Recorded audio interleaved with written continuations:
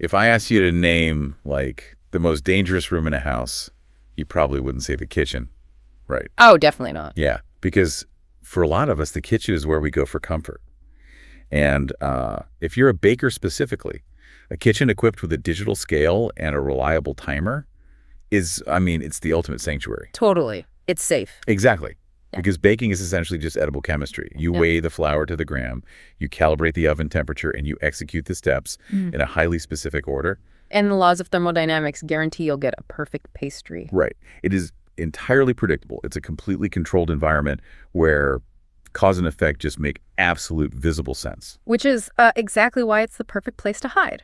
Wait, really? Hide. Yeah, I mean, when you look at the psychology of perfectionism, it rarely actually stems from a healthy desire for excellence. More often than not, maladaptive perfectionism is basically a defense mechanism. Yeah, we use competence as armor. So if you are technically flawless at your job or in your hobbies or, even in how you manage your household, you create this barrier. Like a shield. Exactly. You become unimpeachable. And if you're unimpeachable, nobody can criticize you. And more importantly, nobody can get close enough to see the messy, unpredictable human underneath. I love that. And we are dissecting that exact phenomenon today. We're doing a deep dive into excerpts from Audrey Stone's upcoming contemporary romance novel, The Recipe for Us. Such a great book. It really is. But just to be clear, we're not doing like a standard book club recap here. Our mission with these sources is to look at how the culinary arts are being used as this brilliant, high-stakes laboratory to examine vulnerability and control. Right. We're going to look at the walls people build against intimacy, and we're going to see how the beloved fake dating literary trope actually functions as like a psychological wrecking ball to those walls. It is a phenomenal text for this kind of analysis because, the author doesn't just use food as set dressing. The mechanics of cooking actually mirror the internal psychological states of the characters. But to really grasp this, we have to look at the emotional starting line. Okay, let's unpack this because... think about your own life for a second, right? Like, do you ever over-prepare for a meeting, not because you care deeply about the project, but because you're absolutely terrified of being asked a question you can't answer? Oh, man, yeah. I feel attacked. Right. Do you use your sheer competence to keep your colleagues at a safe, calculated distance? I mean, I think anyone who has ever felt imposter syndrome knows that exact flavor of defensive competence. And that brings us to our first protagonist, Zena Parks. So we're in Havenbrook, this misty, picturesque coastal town in Cornwall. Cobblestone streets, salty air, the whole vibe. The works, yeah. And Zena runs this struggling little cafe called Crumb Culture. She's completely drowning in unpaid invoices, but she absolutely refuses to compromise a single step of her craft. Her baking is meticulous. Meticulous. And the sources give us this crucial piece of background from her grandmother, Azura. We learn that after Zena's parents died when she was really young, she basically channeled all of her grief into baking. Right. She used a rigid adherence to her family's recipes as a way to control a world that had, just proven itself to be horrifyingly unpredictable. I mean, it's a textbook trauma response. Totally. The recipe basically becomes a contract with the universe. Like, if I follow these rules exactly, nothing else will go wrong. Yeah, that makes so much sense. So Zena isn't just baking. She is engaging in daily, localized anxiety management. But then you introduce the anomaly into her controlled environment. Enter Vincent Rhodes. Exactly. Vin is this notorious food critic who is currently hiding out in Havenbrook because he wrote a review so scathing, so deeply personal, that it practically destroyed a renowned chef's career. And disgraced Vin in the process, honestly. Right. And he walks into Crumb Culture, orders Zena's signature vanilla bean and honey scone, and proceeds to completely dissect it. He tells her it's technically flawless, the honey is perfectly balanced, but... There's always a but. There is, but it is dense. And then he delivers the line that really sets the thematic core of the story on fire. He tells her the baking is perfect, but it's missing heart. What's fascinating here is that this critique, it cuts straight through the butter and flour and diagnoses the psychological reality. Oh, for sure. Vin has a highly trained palate, right? He tastes the restraint. He tastes the literal walls she has built. Yeah. He's pointing out that memorable food isn't just a product of precision. It's a product of hunger, of love, of grief, of rage. The dishes that actually move people come from a much messier, far less controlled emotional place. Okay, I understand the culinary philosophy there, but I have to call out what is happening on a human level here. Fair enough. Because honestly, Vin sounds incredibly toxic. It's like painting by numbers, right? Yeah. You get a perfect picture, but it lacks a soul. But wait, isn't it totally hypocritical for a ruthless critic, a guy who destroys careers from the safety of his keyboard, to lecture a struggling small business owner about showing heart? Oh, absolutely. I mean, he's basically weaponizing his palate to avoid his own life. Your frustration is completely justified. And honestly, the narrative actually relies on that hypocrisy. Really? Yeah, in psychological terms, Vin is engaging in massive projection. He has spent his entire adult life analyzing, critiquing, and tearing down the creations of others from a completely safe, detached distance. Right. The critic's role is inherently shielded. You don't have to risk your own ego if you never put your own art on the plate. Wow, yeah. He demands vulnerability from the chefs he reviews, but he offers absolutely zero vulnerability in his own life. I mean, he's telling Xena she needs to take emotional risks while he is literally hiding in a coastal cottage, actively retreating from the world. So they're basically both using different tools to achieve the exact same isolation. Exactly. Xena uses defensive competence, and Vin uses cynical detachment. Which begs the question, how do you break a psychological deadlock like that? Because two people absolutely committed to not being vulnerable are never going to just, sit down and have a therapy session. No, definitely You have not. to force them into a situation where their standard defenses just no longer work. And that is exactly where the plot mechanics step in to serve the thematic purpose. The author introduces this massive external pressure cooker. The competition. Yes. Xena's cafe is failing, and her only viable way out is the Seaside Baking Championship, which carries a 25,000-pound prize. It is huge for her. Huge! But the competition is essentially rigged. The head judge is Dominic Montgomery, who is the celebrity chef and Vin's old rival from culinary school. Okay, let's talk about Dominic for a second, because he isn't just a generic bad guy. He really represents the absolute cynical endpoint of Vin's critical worldview. Oh, completely. Dominic is a chef who favors politics over passion. He wants to manipulate the competition entirely for his corporate sponsors. He views food purely as commerce and leverage. Precisely. Dominic is what happens when you remove all the heart from the culinary world and leave only the ambition. Right. He's the foil that forces Vin to realize that sitting on the sidelines making cynical judgments is just no longer tenable. If Vin lets Dominic crush Xena, Vin is complicit in the exact kind of soulless culinary machine he used to critique. But Vin can't just casually help her, because Havenbrook is a small town, and, small towns have rivalries. Oh, yes, they do. There's this local rival baker named Olivia James who catches Vin giving Xena advice at the farmer's market. And Olivia implies that this violates the spirit of the competition and basically threatens to report them. Right, it's a huge scandal. So in a moment of sheer panic, to protect Xena from being disqualified, Vin blurts out that they aren't working together professionally. He claims they're dating. The classic move. And he does this right in front of the local gossip blogger, Rosario Renard. So the trap is sprung. The fake dating trope is officially initiated. If we connect this to the bigger picture, let's analyze why this specific literary trope is so enduring and why it works so exceptionally well here. I'm all ears. It's not just a cheap plot device. It is rooted in a psychological concept called plausible deniability. Okay. In human courtship, stating your intentions directly is incredibly risky.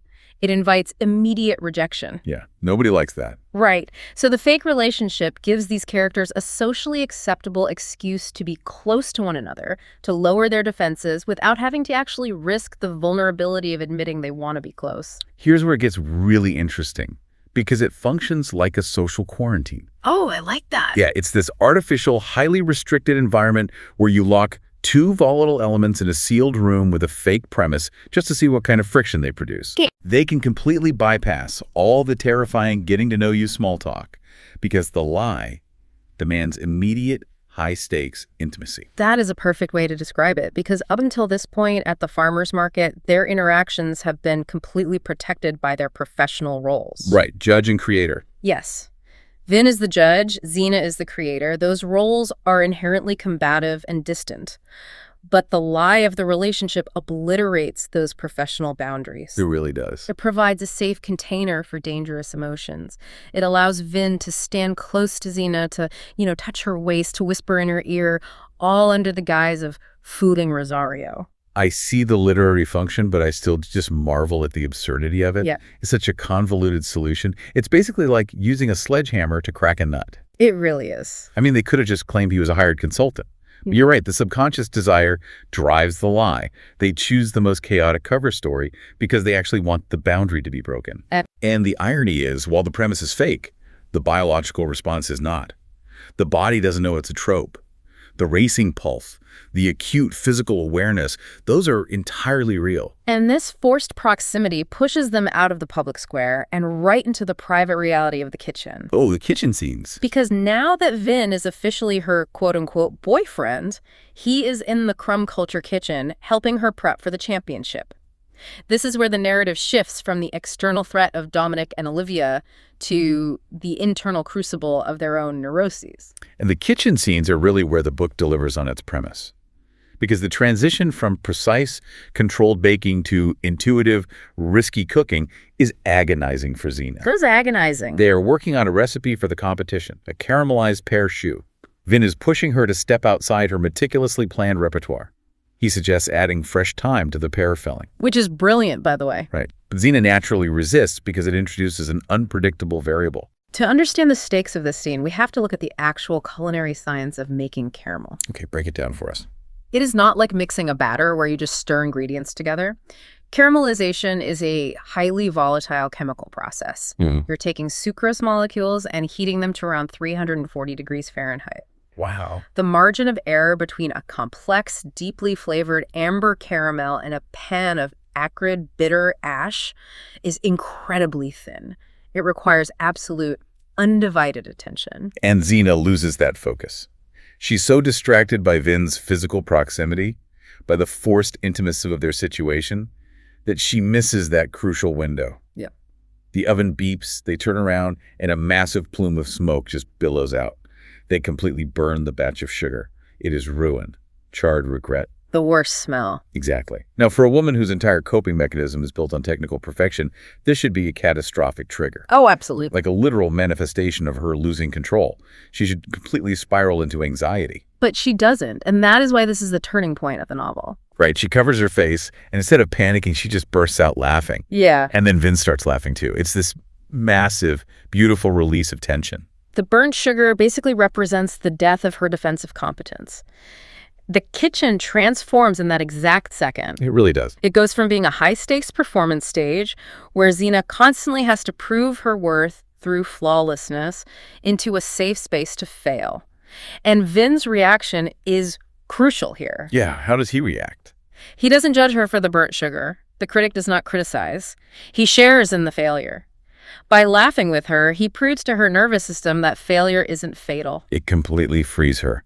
It honestly reminds me of learning jazz music. Oh, interesting. How so? Well, up until that burnt batch of sugar, Xena has known all the classical scales perfectly. She can execute Mozart flawlessly. But Vin is teaching her how to improvise, how to feel the music rather than just read the sheet. That's a great analogy. And it actually works, because shortly after this, she independently creates an incredible honey orange caramel glaze with a hint of clove. Yes. She takes a creative risk.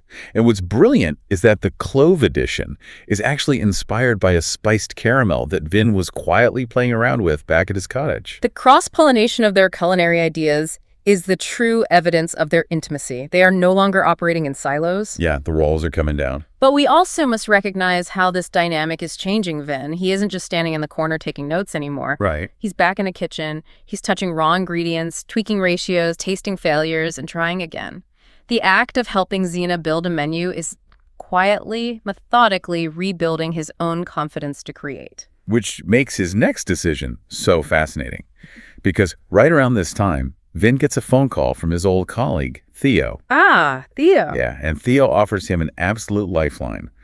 The newspaper wants Vin back in the city. They're offering him his own column, a massive comeback, a chance to instantly restore his reputation and his power in the culinary world. Is everything he wanted. Everything. Yeah. And Vin turns it down. He chooses to stay in Havenbrook. So my question is he staying to save Xena from Dominic and the rigged competition? Or is he staying because she's saving him from a life of bitter isolation? I mean, it is an entirely reciprocal rescue, even if neither of them has the vocabulary to admit it yet. Oh, I like that. Reciprocal rescue. Yeah, because Vin's refusal of Theo's offer is his rejection of his old armor. He realizes that his past career was built entirely on tearing others down. Yeah, he even voices this, right? He does. He wonders, what is the point of writing another review that just makes talented chefs terrified to take risks?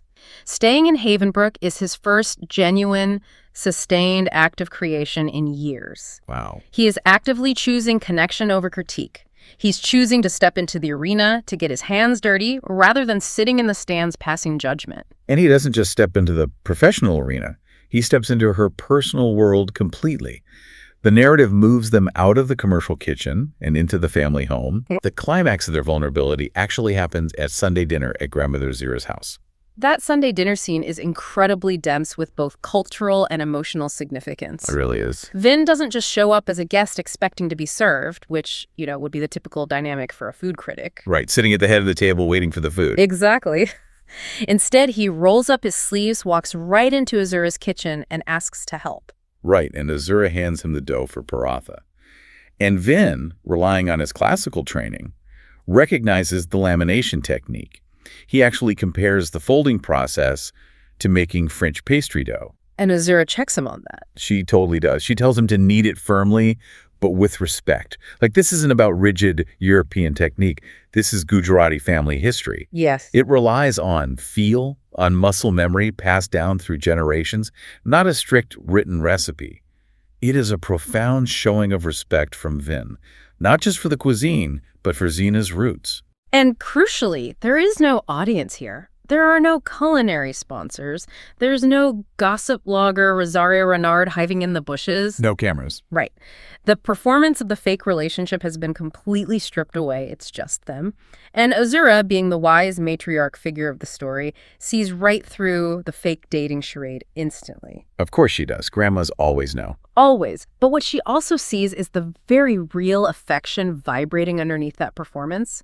She watches the reverence with which Vin handles the family recipes, and she watches the unguarded way he looks at her granddaughter. And then Azura delivers what is essentially the thematic thesis statement of the entire book to Zena. Such a good line. She tells her, sometimes the greatest risk is taking no risk at all. Oh. It is an absolute gut punch of a line. Because Zena realizes in that moment that by hiding behind the fake relationship, she has actually fallen entirely in love with him. The line between the protective lie and her terrifying reality has completely vanished. But she's paralyzed. Because admitting it means giving up the very last shred of her control. This raises an important question, right? Yeah. Which means the final move has to belong to Vin. He has to take the leap that proves he is no longer the detached observer. And he does. He does in the final scene provided in our sources. It's late, after hours at the bakery. The competition is looming. The stress is at its absolute peak. Vin comes into crumb culture, and he doesn't bring advice, and he doesn't bring a critique. Nope. He brings her his black book. The secret butter-stained lever recipe journal. I mean, I cannot emphasize enough how huge this is for his character. It's massive. This is a guy who has never shown these pages to a single soul, not his culinary school mentors, not his past colleagues. This book is his personal vault. Right. It's full of half-finished ideas, experimental flavor pairings, and raw, untested thoughts. Let's consider why this specific physical object is so monumental. For a critic, your entire identity and value are built on having the final, perfect, untouchable word. Absolutely. To share unpolished, experimental, and potentially flawed ideas is terrifying. It is the ultimate shedding of his armor. He isn't handing her a finished, perfect dish. He is handing her his messy, imperfect, evolving self. It's literally the emotional equivalent of handing your middle school diary to your adult crush. Yes. Oh my gosh, yes. Right. It's an act of total surrender. It's not a culinary exchange. He's basically saying, here is the heart you told me to find on the very first day we met. Wow. By giving her the book with all his chaotic drafts and mistakes, he's showing absolute trust. He trusts her not to be the harsh, unforgiving critic that he has been to the rest of the world. When you look at the trajectory of both characters, you realize they've essentially traded places to meet in the middle. Yeah, they really have. Zena started with rigid, uncompromising perfectionism to protect her heart. By the end, she has learned how to improvise, how to let the sugar burn without spiraling, how to add the unpredictable clove to the caramel. And Vin. Vin started as the detached, cynical observer who used his intellect to keep people away. By the end, he's stepped into the kitchen, dirtied his hands with paratha dough, and handed over his most vulnerable creations. They haven't just balanced a menu, they have balanced each other's internal recipes. It is just such a satisfying emotional arc. Yeah. So let's synthesize everything we've unpacked today. What does the recipe for us ultimately leave us with beyond, a massive craving for caramelized pear choux? Well, I think it leaves us with a very challenging truth. Technical perfection is an illusion that ultimately just keeps us isolated. Yeah. Whether you're tempering chocolate, managing a team at work, or navigating a romantic relationship, genuine connection requires the willingness to get a little burned. It demands the messiness of trial and error. You cannot follow a strict, predetermined recipe for human intimacy. You have to be willing to fail forward in front of someone else. And that brings us right back to you listening to this deep dive. We started by asking where you might be using competence as a shield. Think about the last time you dropped the ball or made a mistake in front of someone you care about.